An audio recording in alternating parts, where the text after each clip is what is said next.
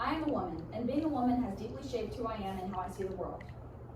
To me, womanhood is more than a gender identity. It is a culture built on shared experiences, resilience, and strength. Growing up surrounded by women who face challenges with grace and determination taught me that perseverance is a legacy passed down through generations. Within this culture, I learned empowerment, the power to speak up, to create and define my own path, even in spaces where women's voices are often silenced. Most importantly, being a woman has connected me to the community of care and solidarity that supports, uplifts, and inspires. These values of resilience, empowerment, and community are the core of my identity and shape how I engage with the world. To begin, I will demonstrate different parts of the female culture. One central aspect is women's shared experience and resilience, often expressed through storytelling and oral traditions. Grandmothers and elders pass down stories that teach lessons about womanhood, survival, and the natural world, preserving culture and offering emotional guidance. As Fibish notes, mothers, more than fathers, ask children to narrate the events of their day, and it also help the family share more stories of their past, making women story keepers who connect generations. In many African diasporic communities, grandmothers and mothers tell antecedent tales or stories of wise women and ancestors that teach respect, cooperation, and resilience. Another essential aspect of female culture is the creation of women's circles and acts of care, informal spaces where women share advice, frustrations, and mutual support. As Hurt explains, the relationship between femininity and feminism is complex, and these gatherings reflect that complexity, blending traditional nurturing roles with empowerment. Whether through shared meals, childcare, or simple listening, such rituals sustain community, transmit wisdom, and preserve cultural continuity through lived connection and care. For my second point, expression and empowerment. Women empower one another through solidarity, activism, and creative expression.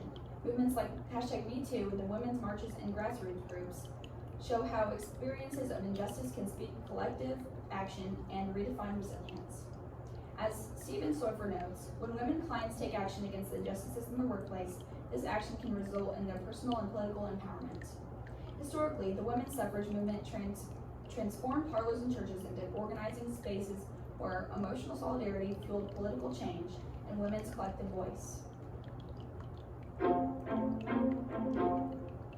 If the image of a woman during World War II was Rosie the Riveter, the 1950s female ideal became Susie Homemaker. The same women who were often encouraged to work in a factory to support the war effort were now urged to demonstrate their patriotism by staying home. If you look at the difference between the way the magazines portrayed women in the 40s and magazines portrayed women in the 50s, you can see a huge propaganda effort took place. Women also express empowerment through storytelling, poetry, music, and art, turning personal experiences into collective strength. Works like Maya Angelou's Still I Rise exemplify how creativity transforms vulnerability into pride and healing. Stephen writes that feminist solidarity and collective action are both aims in their own right, and ways of working to attain gender justice. Through shared storytelling, song, and art making, women preserve culture, nurture connection, and build resilience. This sense of empowerment also thrives in everyday community networks, friendship circles, mothers groups, and online support systems where women share advice, laughter, and strength. I recall sitting in my art class sophomore year with a group of women exchange stories and projects that felt less than assignments. They were acts of connection and care. As the Women Support Women's Community Network states, their goal is to create a future where women and girls can thrive. From the barriers, empowered with knowledge, and supported by inclusive systems. Whether through activism, art, or community, women turn shared challenges into solidarity, transforming connection into collective empowerment. Lastly, connection through shared experience and solidarity. Connection often grows from recognizing common challenges, sexism, caregiving burdens, and cultural expectations, and turning them into solidarity.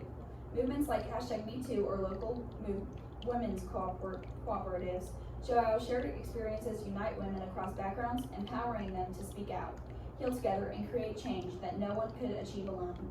Beyond activism, women are also connected through everyday experiences such as childbirth, caregiving, or navigating challenges at work and home. These shared moments create lasting bonds where advice, stories, and support are exchanged, linking women across generations and communities.